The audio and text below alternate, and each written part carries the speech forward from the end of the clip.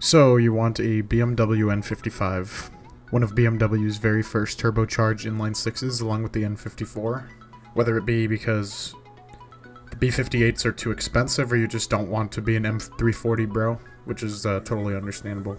Now, the N55 is a fairly versatile platform.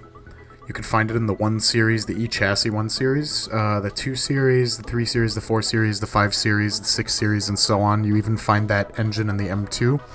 It's 3 liters of displacement. It's got a singular twin-scroll turbocharger.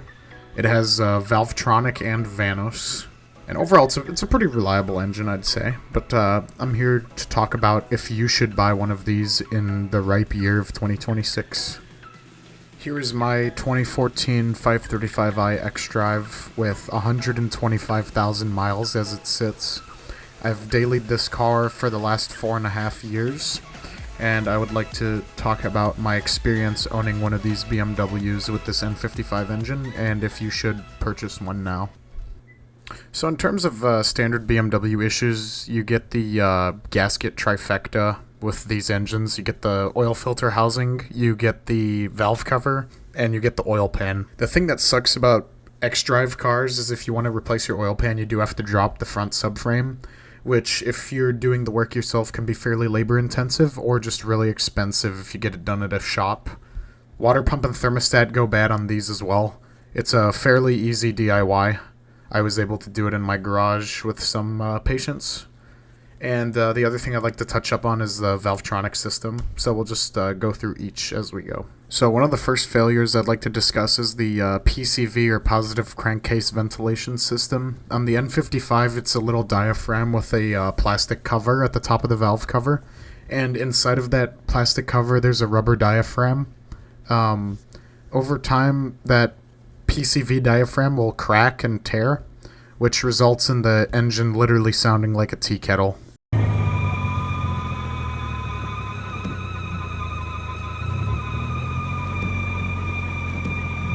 I actually had this exact failure on my engine, and what I ended up doing was just replacing the entire valve cover with a genuine BMW one.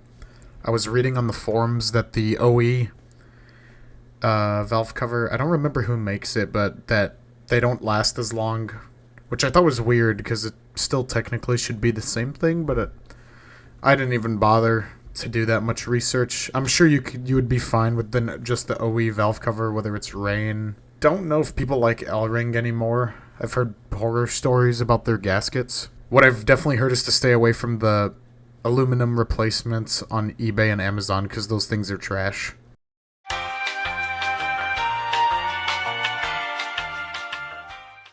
So BMW's Valvetronic system is just an absolute clusterfuck of German engineering that's also genius.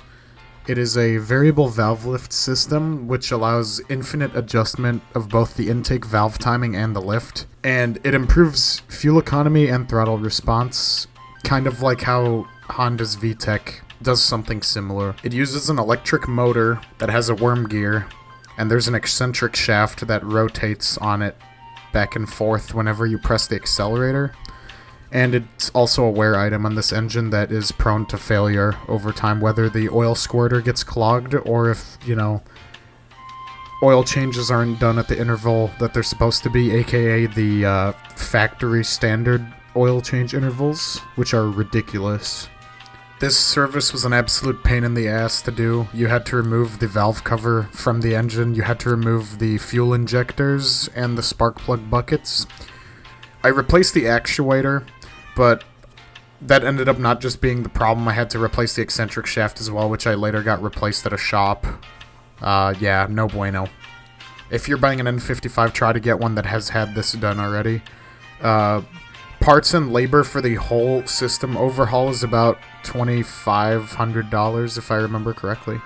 Alright, let's go back to the original question of should you buy an N55 in 2026, and my answer is it depends.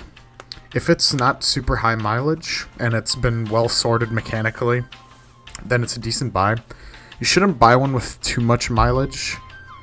If you're willing to get your hands dirty and work for the saving instead of taking everything to the shop, I think it's a great motor to learn how to work on things. I mean, I haven't really worked on cars until I started driving the F10, and I've done a lot of service on it myself.